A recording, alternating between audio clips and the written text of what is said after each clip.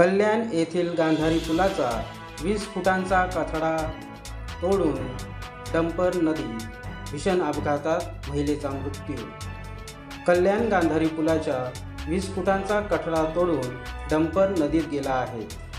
गांधारी पुलावर भरधाव वेगात आलेल्या डंपरने रिक्षाला धडक देऊन झालेल्या भीषण अपघातात एका महिलेचा मृत्यू झाला आहे, तर रिक्षा चालक गंभीर जखमी झाला आहे। हा अपघात इतका भीषण होता की गांधारी पुलाचा तब्बल 20 फुटापर्यंतचा कठडा तोडून डंपर थेट नदीपात्रामध्ये कोसळला आहे। आज सकाळी 6:30 वाजण्याच्या सुमारास हा भीषण अपघात घडल्याची प्राथमिक माहिती असून अपघाताचे नेमके कारण अजून समजू शकले नाही।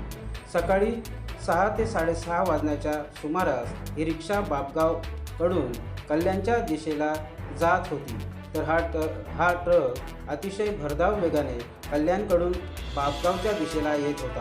यावेळी ओव्हरटेक करण्याच्या नादामध्ये डंपर चालकाचे नियंत्रण सुटले आणि समोर येणाऱ्या रिक्षेला त्याने जोरदार धडक दिली आणि कोणाला काही कळण्याच्या आतच पुलाचा कठडा तोडून हा डंपर थेट नदीपात्रामध्ये जाऊन कोसळल्याची प्राथमिक माहिती समोर येत आहे। या अपघाताची माहिती मिळताच स्थानिक नागरिक आणि पुलावरून जाणाऱ्या नागरिकांनी तत्काळ पोलिसांना माहिती कळवली। त्यानुसार पोलिसांनी घटनास्थळी धाव घेऊन रिक्षेच्या पुढच्या भागाचा पूर्ण चक्काचूर झाला होता। या भीषण अपघातामध्ये एका महिलेचा मृत्यू झाला असून ती रिक्षा चालकाची आई होती, अशी प्राथमिक माहिती मिळाली आहे।